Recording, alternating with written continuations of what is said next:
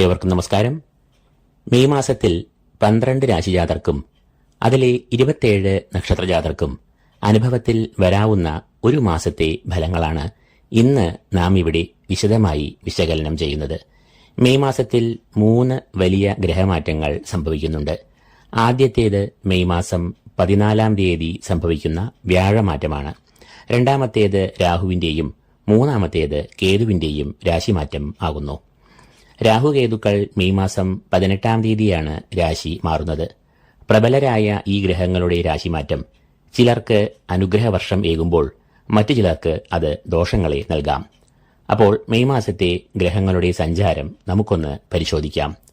സൂര്യൻ മെയ് മാസം 14-ാം തീയതി വരെയും തന്റെ ഉച്ചരാശിയായ മേടത്തിൽ സഞ്ചരിക്കുന്നു. തുടർന്ന് മെയ് 15 മുതൽ സൂര്യൻ ഇടവം രാശിയിൽ സഞ്ചരിക്കും. ചൊവ്വ ഈ മാസം മുഴുവനും തന്റെ നീചരാശിയായ കർക്കിടകത്തിൽ സഞ്ചരിക്കുന്നു.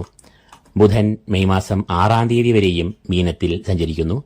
തുടർന്ന് 7 മുതൽ മേടരാശിയിൽ സഞ്ചരിക്കും. വ്യാഴം മെയ് 13 വരെയും ഇടവരാശിയിൽ സഞ്ചരിക്കുന്നു. എന്നാൽ 14-ാം തീയതി മുതൽ മിഥുനത്തിൽ സഞ്ചരിക്കുന്നു. തുടർന്ന് ഒരു വർഷക്കാലം വ്യാഴം ഈ രാശിയിൽ സഞ്ചരിക്കുന്നതാണ്. ശുക്രൻ ഈ മാസം അതായത് മെയ് 30 വരെയും ഉച്ചനായി മീനത്തിൽ സഞ്ചരിക്കുന്നു. 31 മുതൽ മേടത്തിൽ സഞ്ചരിക്കുവാൻ തുടങ്ങുന്നു. അതായത് ഈ മാസം ഒരു ദിവസം മാത്രമാണ് ശുക്രൻ മേടത്തിൽ സഞ്ചരിക്കുന്നത്. ശനി മീനത്തിൽ സഞ്ചരിക്കുന്നു. രാഹുകേതുക്കൾ മെയ് മാസം 17 വരെയും മീനം, കന്നി എന്നീ രാശികളിൽ യഥാക്രമം സഞ്ചരിക്കുന്നു. എന്നാൽ 18-ാം തീയതി മുതൽ രാഹു കുംഭം രാശിയിലും കേതു ചിങ്ങം രാശിയിലും സഞ്ചരിക്കുവാൻ തുടങ്ങുന്നു. തുടർന്ന് 1.5 വർഷക്കാലം രാഹുകേതുക്കൾ കുംഭം, ചിങ്ങം എന്നീ രാശികളിൽ തങ്ങളുടെ സഞ്ചാരം തുടരുന്നു. അപ്പോൾ മേൽപ്പറഞ്ഞ ഗ്രഹങ്ങളുടെ സഞ്ചാരഫലമായി 12 രാശിക്കാർക്കും അതിലെ 27 നക്ഷത്രക്കാർക്കും മെയ് മാസം അനുഭവത്തിൽ വരാവുന്ന ഫലങ്ങളിലേക്ക് നമുക്ക് പ്രവേശിക്കാം. മകരക്കൂർ, ഉത്രാടം മുക്കാൽ, തിരുവോണം, അവിട്ടം ആദ്യ പകുതി എന്നീ നക്ഷത്രങ്ങളാണ് ഈ കൂറിൽ വരുന്നത്.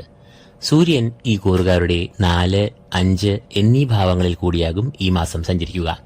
4-ാം ഭാവം എന്നത് മാതൃഭാവം എന്നാണ് അറിയപ്പെടുന്നത്. കൂടാതെ കുടുംബം, കുടുംബാംഗങ്ങൾ, വാഹനം എന്നിവയെയും ഈ ഭാവം കൊണ്ട് ചിന്തിക്കുന്നു. പൊതുവെ 4-ാം ഭാവത്തിൽ കൂടി സഞ്ചരിക്കുന്ന സൂര്യൻ പ്രതികൂലമായ ഫലങ്ങളെയാണ് നൽകുക. എന്നാൽ സൂര്യൻ ഇവിടെ ഉച്ചനായാണ് സഞ്ചരിക്കുന്നത് എന്നതിനാൽ ഈ കൂറുകാർക്ക് ദോഷങ്ങളെ അത്ര കണ്ട് നൽകില്ല. ഗൃഹാരംഭം, ഭൂമിക്രയ വിക്രയങ്ങൾ എന്നിവയിൽ ഈ സമയത്ത് ഏർപ്പെടാം. അതുകൊണ്ട് തന്നെ വാഹനം, ഭൂമിക്രയ വിക്രയങ്ങൾ എന്നിവയുമായി ബന്ധപ്പെട്ട് ചിലവുകൾ ഉണ്ടാകാം. ഈ കൂറുകാരുടെ അഷ്ടമാധിപൻ സൂര്യൻ ആകയാൽ ചിലർക്ക് മാനസികമായ സംഘർഷങ്ങൾ, കോപം എന്നിവ ഉണ്ടാകാം. എന്നാൽ സൂര്യൻ ഉച്ചനാകയാൽ അപ്രതീക്ഷിതമായ ചില ധനവും ഇവർക്ക് പ്രതീക്ഷിക്കാം.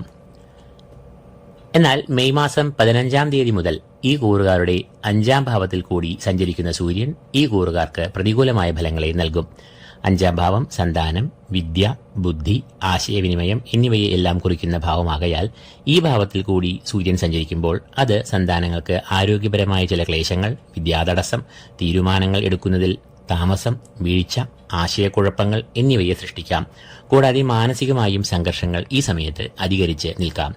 മകരക്കൂറുകാരുടെ രാശ്യാധിപനായ ശനി ഈ കൂറുകാരുടെ 3-ാം ഭാവത്തിലാണ് സഞ്ചരിക്കുന്നത്.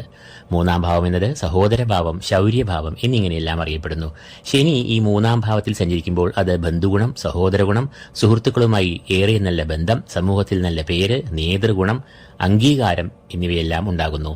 ഉണർവ്, ഓജസ്, ആത്മവിശ്വാസം, ആത്മബലം, ധൈര്യം എന്നിവയെല്ലാം 3-ൽ കൂടി സഞ്ചരിക്കുന്ന ശനി ഇവർക്ക് നൽകും. ഏത് പ്രതിസന്ധികളെയും ഇവർ ചെറുത്ത് തോൽപ്പിക്കും. ഏത് വിഷമാവസ്ഥകളെയും ഇവർ നയപരമായി നേരിടും.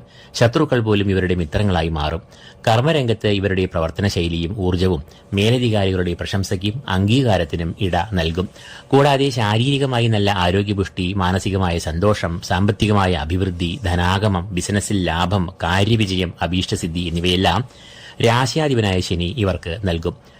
ചൊവ്വ ഈ കൂറുകാരുടെ 7-ാം ഭാവത്തിൽ കൂടിയാണ് ഈ മാസം സഞ്ചരിക്കുക. 7-ാം ഭാവം എന്നത് കളത്രഭാവം എന്നാണ് അറിയപ്പെടുന്നത്.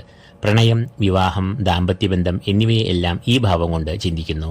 ഈ ഭാവത്തിൽ കൂടി സഞ്ചരിക്കുന്ന ചൊവ്വ പ്രണയ ദാമ്പത്യ ബന്ധങ്ങളിൽ ചില അസ്വാരസ്യങ്ങൾ, കലഹങ്ങൾ എന്നിവയെല്ലാം ഉണ്ടാക്കാം.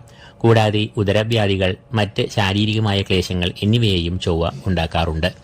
കൂടാതെ 7ാം ഭാവം എന്നത് പാർട്ട്ണർഷിപ്പ് ബിസിനസ്, കൂട്ടായ പ്രവർത്തനങ്ങൾ എന്നിവയെ എല്ലാം സൂചിപ്പിക്കുന്നു. ബിസിനസ്സിലും ഈ സമയത്ത് അഭിപ്രായ ഭിന്നതകൾ ഉണ്ടാകാനുള്ള ഒരു സാധ്യത ഉണ്ട്. ബുധൻ ഈ കൂറുകാരുടെ 3, 4 എന്നീ ഭാവങ്ങളിൽ കൂടിയാകും ഈ മാസം സഞ്ചരിക്കുക. 3ാം ഭാവം എന്നത് സഹോദരന്മാർ, ബന്ധുമിത്രാദികൾ, ധൈര്യം, ഉത്സാഹം എന്നിവയെല്ലാം കുറിക്കുന്ന ഭാവമാകുന്നു. 3ാം ഭാവത്തിൽ കൂടി സഞ്ചരിക്കുന്ന ബുധൻ ഈ കൂറുകാർക്ക് ബന്ധുമിത്രാദികളുമായി അസ്വാരസ്യങ്ങൾ, തർക്കം, ശത്രുഭയം എന്നിവയെ ഉണ്ടാക്കാം. എന്നാൽ തുടർന്ന് 4ാം ഭാവത്തിൽ കൂടി സഞ്ചരിക്കുന്ന ബുധൻ അനുകൂലമായ ഫലങ്ങളെ ഈ കൂറുകാർക്ക് നൽകും. മാതാവ്, മനസ്സുഖം, കുടുംബം, ബന്ധുഗുണം, വാഹനം എന്നിവയെ എല്ലാം സൂചിപ്പിക്കുന്ന ഭാവമാണ് ഈ 4ാം ഭാവം. 4ാം ഭാവം എന്നത് ബുധന്റെ ഇഷ്ടഭാവവുമാകുന്നു. അതുകൊണ്ട് തന്നെ 4ാം ഭാവത്തിൽ കൂടി സഞ്ചരിക്കുന്ന ബുധൻ ഈ കൂറുകാർക്ക് പൊതുവെ ശോഭനമായ ഫലങ്ങളെയാണ് നൽകുക. കുടുംബസുഖം, കുടുംബാംഗങ്ങളുമായി നല്ല ഐക്യം, സ്നേഹം, പരസ്പരധാരണ എന്നിവയെല്ലാം വന്നുചേരും. കർമ്മരംഗത്ത് മുന്നേറ്റം, പുരോഗതി എന്നിവയും ഉണ്ടാകും. കൂടാതെ വിദേശത്ത് പോകുവാനുള്ള നീക്കങ്ങൾക്ക് അനുകൂലമായ സമയമാണ് ഇത്. വ്യാഴം നിലവിൽ ഈ കൂറുകാരുടെ 5ാം ഭാവത്തിൽ വളരെ പ്രീതനായി സഞ്ചരിക്കുന്നു. അതുകൊണ്ട് തന്നെ വ്യാഴം ഈ കൂറുകാർക്ക് അനുകൂലമായ ഫലങ്ങളെ നൽകി വന്നിരുന്നു. എന്നാൽ മെയ് മാസം 14ാം തീയതി വ്യാഴത്തിന്റെ രാശിമാറ്റത്തിലൂടെ ഈ കൂറുകാർക്ക് വ്യാഴം പ്രതികൂലനായി ഭവിക്കാം. വ്യാഴം ഈ കൂറുകാരുടെ അനിഷ്ടഭാവമായ 6ലേക്കാണ് പ്രവേശിക്കുന്നത്. 6ാം ഭാവം എന്നത് രോഗം, കടങ്ങൾ, ശത്രുക്കൾ, മനോദുരിതങ്ങൾ എന്നിവയെ എല്ലാം സൂചിപ്പിക്കുന്നു. അതുകൊണ്ട് തന്നെ ഇവർക്ക് ശാരീരികമായ ക്ലേശങ്ങൾ, അനാരോഗ്യം, രോഗങ്ങൾ എന്നിവ ഉണ്ടാകാം. കൂടാതെ ശത്രുശല്യം ഈ സമയത്ത് കൂടിയ അളവിൽ ഉണ്ടാകാനുള്ള ഒരു സാധ്യതയും ഉണ്ട്. കുടുംബാംഗങ്ങൾക്കിടയിൽ ഒരു അഭിപ്രായ ഭിന്നത, അസ്വാരസ്യങ്ങൾ, അസംതൃപ്തി, കലഹം എന്നിവയ്ക്കും ഈ സമയത്ത് സാധ്യത വ്യാഴം സൃഷ്ടിക്കാം.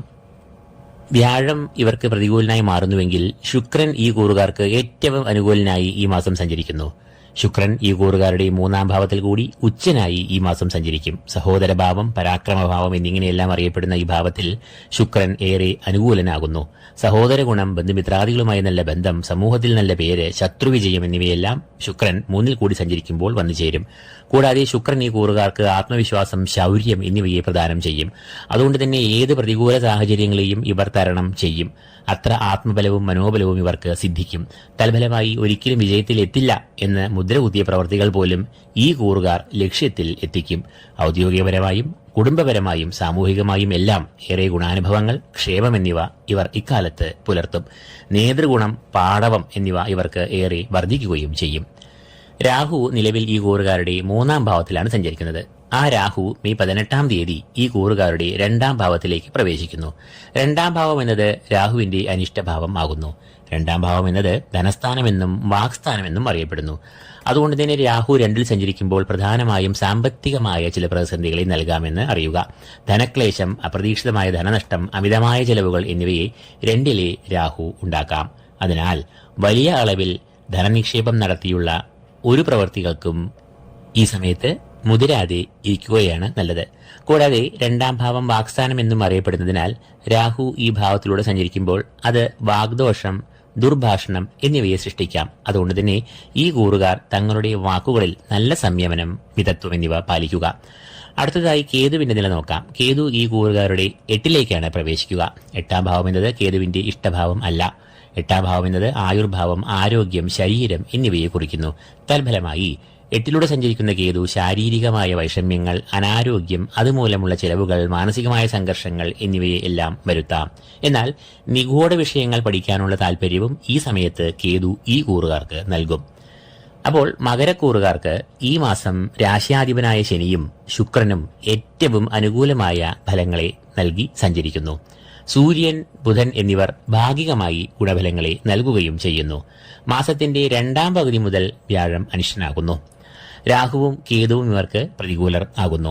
എങ്കിലും രാശ്യാധിപനായ ശനി നൽകുന്ന ഊർജം പൊരിവെയിലിലും ഒരു വൃക്ഷം തണൽ നൽകുന്നതുപോലെ ഈ കൂറുകാർക്ക് സുരക്ഷ ഏകുന്നതാണ്. ഇതോടുകൂടി ഈ വീഡിയോ പൂർണ്ണമാകുന്നു. ഈ വീഡിയോ നിങ്ങൾക്ക് പ്രയോജനകരമായെങ്കിൽ ലൈക്ക് ചെയ്യുക, ഷെയർ ചെയ്യുക. കൂടാതെ ഈ ചാനൽ സബ്സ്ക്രൈബ് ചെയ്യാത്തവർ സബ്സ്ക്രൈബ് ചെയ്യുക. ഏവർക്കും ഈശ്വര കടാക്ഷങ്ങൾ നേർന്നുകൊണ്ട് നിർത്തുന്നു. നന്ദി, നമസ്കാരം.